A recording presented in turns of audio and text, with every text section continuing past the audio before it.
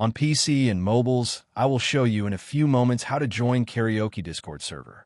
It's the same method on both PC and mobiles. For this, we will open a browser on your PC or mobile. It can be whichever. In my case, I will use Microsoft Edge. Now click on the URL bar and type this URL to be able to join this Discord server.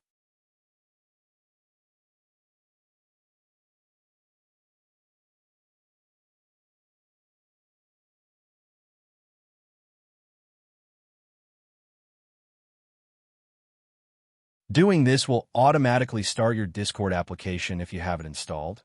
Then click Join, and you'll have access to the Discord server.